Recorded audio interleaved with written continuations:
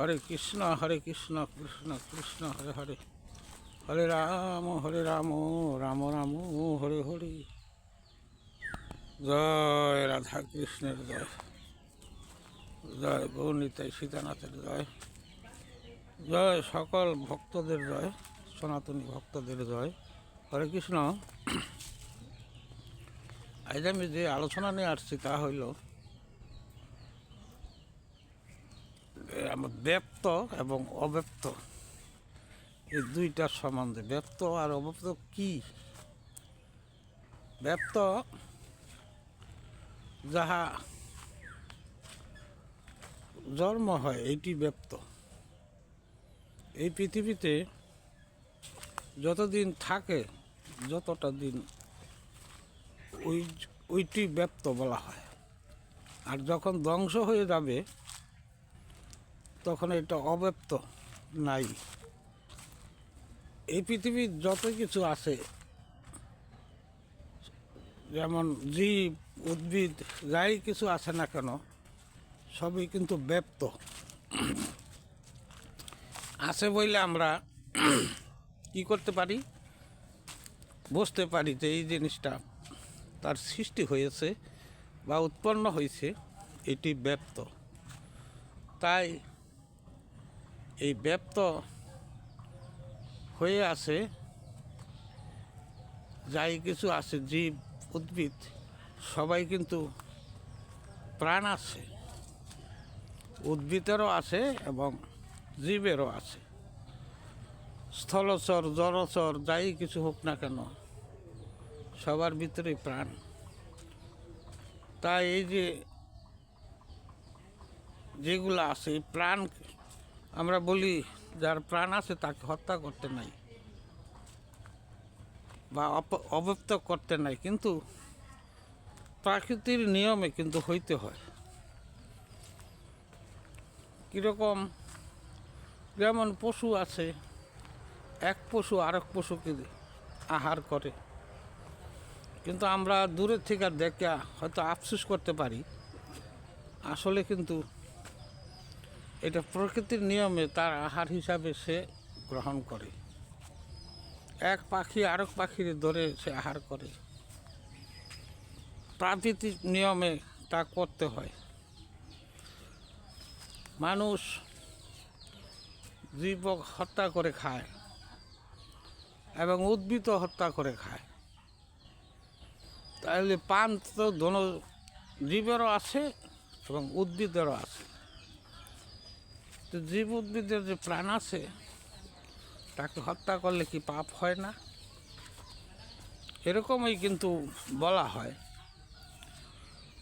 কিন্তু সবার দ্বারাতে সম্ভব হয় না। কারণ এই জগতে কিছু কিছু যারা সাধু মহৎ, তারা হয়তো চিন্তা ভাবনা করে যে আমি যেরকম আমার যেমন প্রাণ আছে, এই জীবেরও প্রাণ আছে, তাই তারা জীব হত্যা করতে চায় না। কিন্তু প্রকৃতির নিয়মে করতে হয়। এমনই দেশ আছে কোনো তরি তরকারি বা ফসলাদি বা খাদ্যের জন্য কোনো তরি তরকারি উৎপন্ন হয় না, মরুভূমির দেশ। এরা মাংস আহার করে থাকে। প্রকৃতির নিয়মে তাদের কিন্তু ওইটি করতে হয়, তার ওই মাছ মাংস দিয়ে তাদের জীবন ধারণ করতে হয়। তো এর ভিতরে যেমন আমাদের এই দেশে, এই বাংলাতে অথবা এই ভারতবর্ষের ভিতরে আমরা কিন্তু জীব আহার না করেও থাকতে পারি, কিন্তু সবার দ্বারা তো সম্ভব হয় না বইলা কেউ হয়তো প্রাণী হত্যা করে আহার করতে হয়, যেমন মাছ মাংস এগুলো আহার করতে হয়। কারণ না করে উপায় হয় না, তাদের কিন্তু এগুলি আহার করে জীবিকা নির্ভর করতে হয়। তো এদের যে প্রাণ আছে তাও ঠিক আছে, তবে একটু হিসাব থাকা উচিত, এরকম যাদের কিছু কিছু জিনিস বাদ দিলে তারা কিন্তু ওইটার থেকে মুক্ত থাকে। যেমন মাছ মাংস খায়, ঠিক আছে, তারা আহার করে, যদি এই মাছ মাংস আহার করেও যদি তারা যদি একটি একটি করে যদি বর্জন করতে পারে, কেউ যদি মাংস না খেলো তাহলে সে প্রাণী বা পশু পাখি এদের থেকে তারা মুক্ত থাকলো। কারণ তারা মুক্ত কিভাবে, যে আমি পশু পাখির উপরে কোনো নির্ভর করি না, আমি হয়তো মাছের দ্বারা তো কিন্তু মৎস্য আহার করেও আমি জীবিকা নির্ভর করতেছি, কিন্তু এই যে নির্ভরটা করতেছে হয়তো মাছের উপরে বা এদের উপরে তাদের নির্ভর করতে হয় কারণ পরিস্থিতি হিসাবে।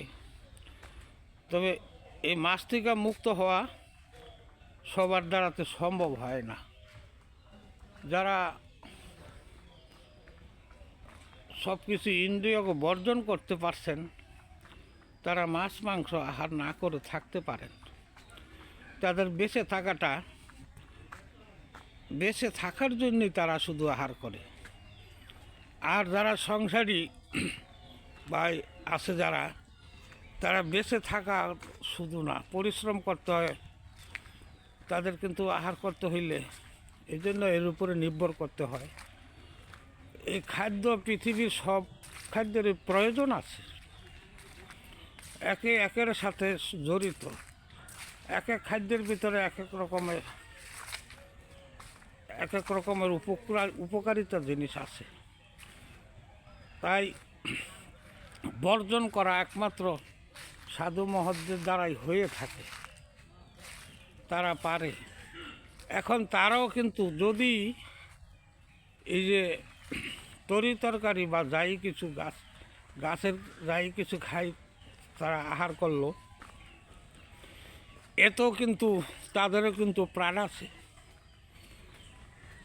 তারাও কিন্তু এই যে গাছ, তারা কিন্তু বড় হয়, তারা শিশু চারা হইতে বড় হয়, তাদের কিন্তু জীবন আছে দেখি তারা কিন্তু বড় হইতে পারে, আবার একবার ধ্বংস হয়ে জায়গা। ছোটো থেকে তারা বড় হয়ে আস্তে আস্তে ধ্বংসের দিকে আসতে থাকে। তাইলে আমরা বুঝতে পারি, আমরা যেমন জন্মের থেকে শিশু হইতে বৃদ্ধ পর্যন্ত তারপর এক সময় ধ্বংসের দিকে চলে যাই, এরও কিন্তু এরকমই। তাইলে কি এদেরকে আহার করলে কি পাপ হয় না? হয়। সেও কিন্তু এই গাছের উপরে নির্ভর করেই কিন্তু সে জীবিকা নির্ভর করে। তবে তার এটা না করলে সে আর পৃথিবীতে আহার ছাড়া থাকতে পারে না। তাই তাদের জন্য এইটি প্রযোজ্য যে সে উদ্ভিদ আহার করে সে জীবন ধারণ করতেছে।